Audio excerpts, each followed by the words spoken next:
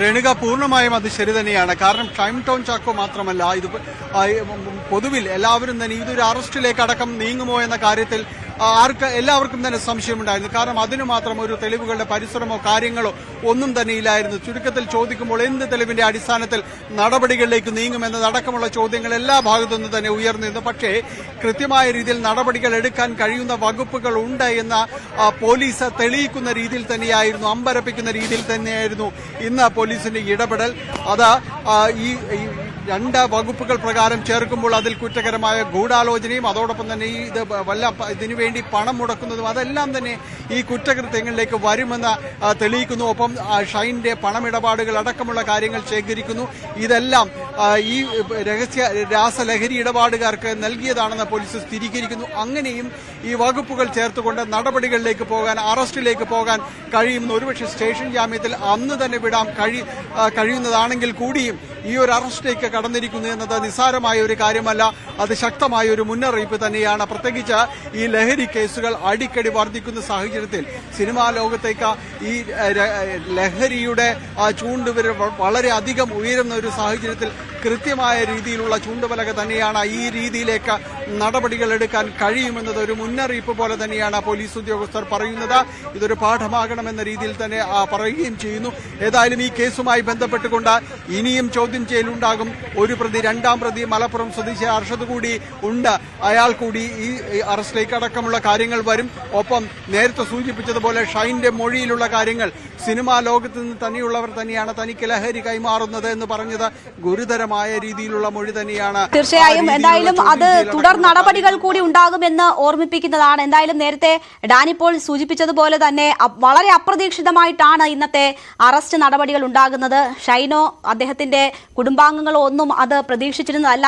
ഈ അവസരത്തിൽ നമ്മൾ ഓർത്തു പോകുന്നത് ഇന്നലെ ഒരുപാട് വിമർശനത്തിനും പരിഹാസത്തിനും ഒക്കെ ഇടയാക്കിയ എ റഹീമിന്റെ ഡയലോഗാണ്. ഷൈനൊക്കെ കേരളം ആരാണ് ഭരിക്കുന്നതെന്ന് മനസ്സിലാക്കി കളിക്കുന്നത് നല്ലതായിരിക്കുമെന്നാണ് എ റഹീം ഇന്നലെ പറഞ്ഞത്. വളരെ ഒരുപാട് തരത്തിൽ അത് ട്രോൾ ചെയ്യപ്പെടുകയും ഒക്കെ ചെയ്തു, പരിഹസിക്കപ്പെടുകയും ഒക്കെ ചെയ്തു. എങ്കിൽ പോലും ഷൈനോ കുടുംബാംഗങ്ങളോ ഒന്നും വിചാരിക്കുന്നതിനപ്പുറത്തേക്ക് കാര്യങ്ങൾ എത്തി. ഇന്നൊരു അറസ്റ്റിലേക്കൊക്കെ കാര്യങ്ങൾ എത്തി. എന്തായാലും ഇപ്പോൾ സ്റ്റേഷൻ ജാമ്യത്തിൽ ഷൈൻ ടോം ചാക്കോയെ വിട്ടയച്ചിരിക്കുകയാണ്.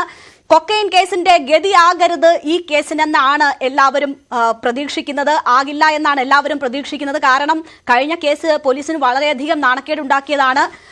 കോടതിയുടെ തന്നെ വിമർശനത്തിന് വിധേയമായതായിരുന്നു ആ സാഹചര്യങ്ങൾ. അത് ഈ ലഹരി ഉപയോഗം ഉൾപ്പെടെ തെളിയിക്കുന്നതിനുള്ള പരിശോധനകൾ നടത്തിയില്ല, അതിന്റെ നടപടിക്രമങ്ങൾ കൃത്യമായി പൂർത്തിയാക്കിയില്ല തുടങ്ങിയതായിരുന്നു. എങ്കിൽ ഈ കേസിൽ അത്തരം പഴുതുകളില്ലാത്ത നടപടികളായിരിക്കും പോലീസിന്റെ ഭാഗത്തു നിന്നും ഉണ്ടാകുന്നത് എന്ന് പ്രതീക്ഷിക്കുന്നു. ആ രീതിയിലായിരുന്നു നമ്മൾ നേരത്തെ കണ്ട കാര്യങ്ങൾ. ആശുപത്രിയിൽ എത്തിച്ച് വിദഗ്ധ വൈദ്യപരിശോധനയ്ക്കുള്ള നടപടികളൊക്കെ പൂർത്തിയാക്കി ശാസ്ത്രീയമായി തന്നെ ലഹരി ഉപയോഗം സ്ഥിരീകരിക്കുന്നതിനുള്ള നടപടികളാണ് അന്വേഷണ സംഘം എടുത്തിട്ടുള്ളത്.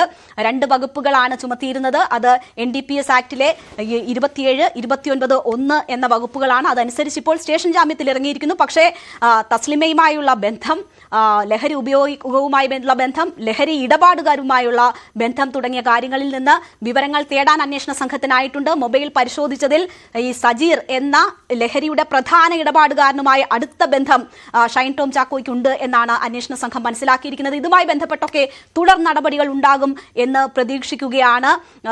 ഇപ്പോൾ തെളിവ് നശിപ്പിച്ചതിന് കൂടി ഷൈൻ ടോം ചാക്കോയ്ക്കെതിരെ കേസെടുത്തിട്ടുണ്ട്.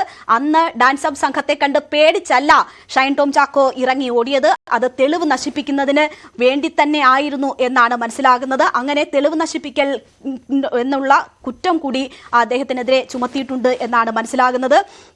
നേരത്തെ ഗുണ്ടാ സംഘാംഗങ്ങളാണ് തങ്ങളുടെ ഹോട്ടലിന്റെ റൂമിന്റെ മുന്നിലുള്ളത് എന്ന് കണ്ട് ഭയന്നാണ് താൻ ഓടിയത് എന്നാണ് ഷൈൻ ടോം ചാക്കോ പറഞ്ഞത്.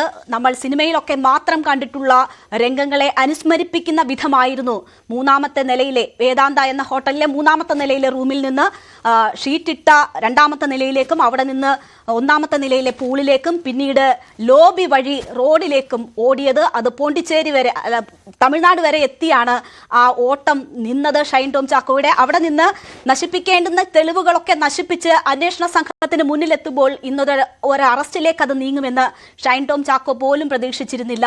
വളരെ നിരാശനായും തല കുനിച്ചുകൊണ്ടും അന്വേഷണ ഉദ്യോഗസ്ഥർക്കൊപ്പം പുറത്തേക്ക് വന്ന് വാഹനത്തിൽ സ്റ്റേഷൻ ജാമ്യം ലഭിച്ച ഷൈൻ ടോം ചാക്കോ പോകുന്നതാണ് നമ്മൾ കണ്ടത്. ഡാനി തുടരുന്നുണ്ട്. ഡാനി, 2 ദിവസമായി എന്തിന് ഷൈൻ ഓടി എന്നതായിരുന്നു ചോദ്യം. ഇന്ന് അതിനുള്ള ഉത്തരങ്ങൾ കിട്ടിയിരിക്കുന്നു. തുടർ ചോദ്യങ്ങൾ ഉണ്ടാകുമോ? മറ്റ് കേസുകൾ ഉണ്ടാകുമോ? കൂടുതൽ ആളുകളിലേക്ക് ഇതെത്തുമോ?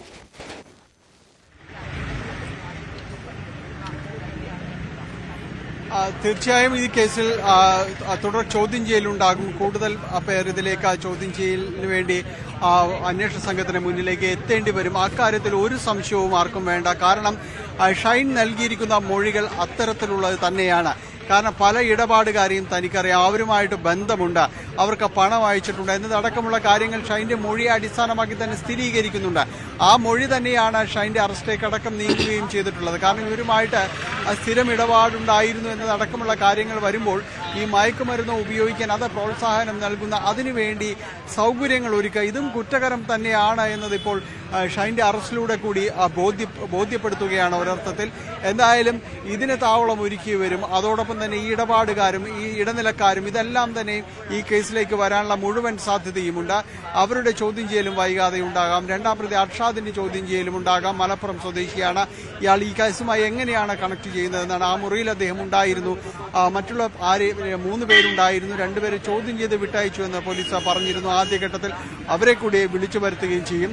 സിനിമ ലോകത്തു നിന്നുള്ള ചിലരെ കൂടി ചോദ്യം ചെയ്യാനുള്ള ഒരു സാധ്യത കൂടി വളരെ സജീവമായിട്ട് നിലനിൽക്കുന്നുണ്ട്. അതുകൂടി വരും ദിവസങ്ങളിൽ ഉണ്ടാകും.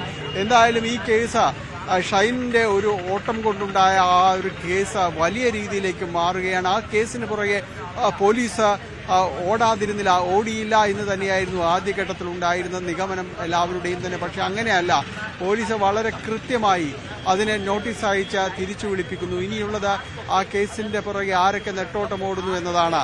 അതുകൊണ്ട് വരും ദിവസങ്ങളിൽ കൂടുതൽ ചോദ്യം ചെയ്യലും കാര്യങ്ങളും ഇതുമായി ബന്ധപ്പെട്ട് തന്നെ ഉണ്ടാകും. അതിൽ സംശയിക്കേണ്ട. പോലീസ് കൃത്യമായ വഴികളിൽ തന്നെ മുന്നോട്ട് പോവുകയും ചെയ്യുന്നുണ്ട്. ഇതിൽ ആദ്യഘട്ടത്തിൽ വലിയ നടപടികൾ ഉണ്ടാകില്ല എന്ന് പറഞ്ഞിരുന്നു. പക്ഷെ പിറ്റേന്ന് തന്നെ പോലീസ് നോട്ടീസ് അയച്ച് ഇവരെ വിളിപ്പിക്കുകയും ചെയ്തു.